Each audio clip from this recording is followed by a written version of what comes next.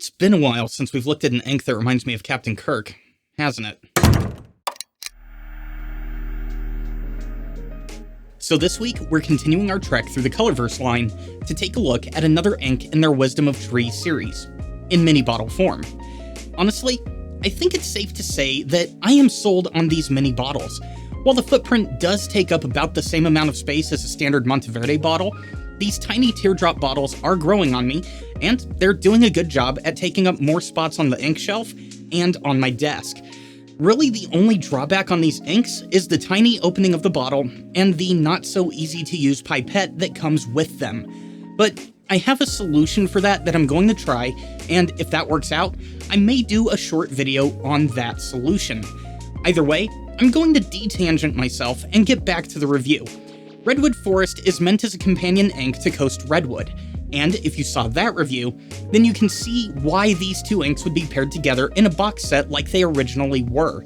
Coast Redwood does a nice job of capturing the undertones of a redwood's trunk, while Redwood Forest does an amazing job at capturing the tones found in the foliage layers. When we look at the ink blot, one thing to keep in mind is that I'm not boosting the saturation here. This ink, in blot form, is very bold and very Star Trek green.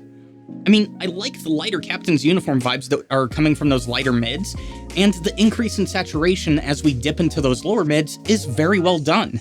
Profile-wise, I find Redwood Forest a more pleasing, well, it's more pleasing than Alt-Goldgrun, and it's a much better take on this color than Tasia Oguisu. Also of note is that this is a shading ink and not much in the way of sheen.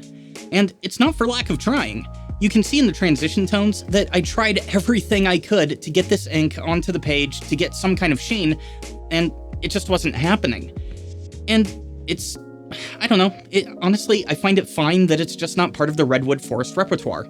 This ink also isn't going to be winning any awards when it comes to the dry time. In fact, it's probably best just to keep this one out of the office, period. Well, I mean, unless you need some good water performance, but we'll talk about that here in a second. On Tomoe and Rhodia, we are looking at over 30 seconds to dry, and if you only write one page per sitting, or are okay with taking breaks to let the ink dry, I guess that's not bad, but it's definitely something to keep note of. Speaking of the water test though, as I just mentioned, this ink is quite the performer. As we put water on the page, color lift is minimal. If you look through the water and onto the paper itself, you can see that the ink is holding up quite well. And once we get water off the page, you can see, well, that is exactly what it did. This performance is bordering on Noodler's territory, and in a nice way. The color is still intact, though slightly faded, and this is extremely recoverable. So let's see how this ink looks on paper to see if it still may be an option for you. Before that though, did you know that you can support the work I do over on Patreon? Well, you can. For as little as $2 a month, you can get these reviews early, as well as early access to the Two Guys Zero Planners podcast that I do with the creator of FPC.Inc., Urban Hafner. So if you find value in these reviews and also want to contribute to the Dog Treat Fund, head on over to Patreon. The link is down below. Now, this week, let's break it up a little and see what this ink looks like on Rhodia. To keep things consistent, we are using a Kaweco Sport with a broad nib. My first thoughts are that the dynamic profile on display here is actually quite well done. The starting point is right in the middle of the mid-range, and unless you're writing with formal script, the transition into the dark greens is very well done as well. With the dry times you saw earlier, it does go without saying that this is a wet ink and then some. Flow is not going to be an issue by any means, and I was able to leave the pen uncapped for 3 hours without a single hard start.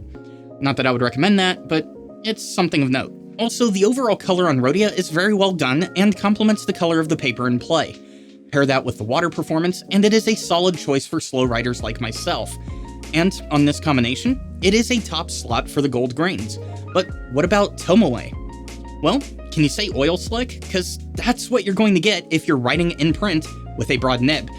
The shading on display here is quite intense, and dynamic range is on point.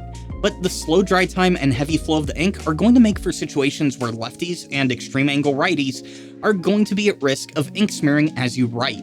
Now, with Tomoe being my daily paper, I'm going to be more critical here of my experience with this ink than I would be over on Rhodia, and where I was pleasantly surprised on Rhodia, well, okay, fine. I'm completely floored here on TR as well. While the dynamic range while printing is rather extreme, the transitions from light to dark seem to be better on this paper than they do over on Rhodia. Formal Script hits darker mids better than what I experienced with R&K, as well as Tassia. And overall, I like the way this ink complements the undertones of the paper. It really comes back to that dry time though. If the dry time could get under control, I would be sold, no questions asked. As it is, this ink is my #1 go-to for the gold-green category, but it is still quite far from a daily driver ink. And that's going to do it for my look at Colorverse Redwood Forest. If you liked that video or found it useful, hit that thumbs up, get subscribed, and I'll see you in the next one. Oh yeah, don't drink the ink.